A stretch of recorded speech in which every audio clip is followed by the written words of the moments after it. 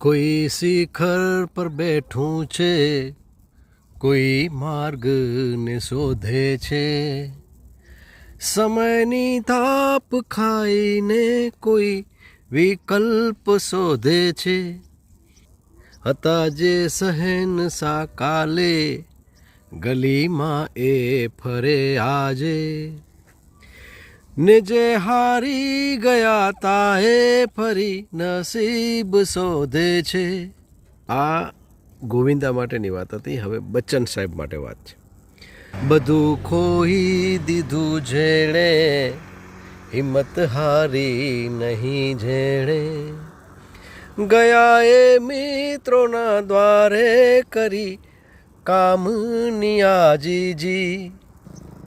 નથી angry main હવે સમયની ચાલ સમજીને, બન્યા એ પાત્ર પેઢીના કરી લીધી નવી યારી. હવે ગોવિંદા માટેની વાત છે. નાચતી આંગળી હતી, હસી પડતી આખી દુનિયા, નંબર 1ની હતી આદત, વસી હતી દિલમાં દુનિયા. અટકી ગયો સમય ને અહમ આડે આવી ગયો, વીતી ગઈ છે એ મોસમને હજુ શોધે છે એ દુનિયા.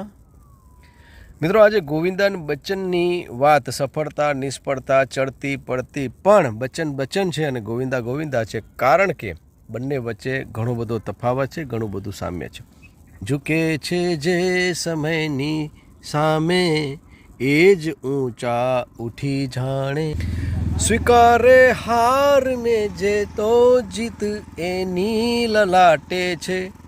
કળા તો બેમાં છે પણ શિસ્ત જેની પાસે છે. જગતના મંચ પર બચ્ચન સદા સન્માનમાં જીવે. તો મિત્રો, આ કવિતાનો ભાવ એ હતો, એની પાછળનો ઉદ્દેશ એ હતો કે આ રચનામાં બે અભિનેતાઓની વાત છે. બડે મિયાં તો બડે મિયાં, છોટે મિયાં તો સુભાનઅલ્લાહ.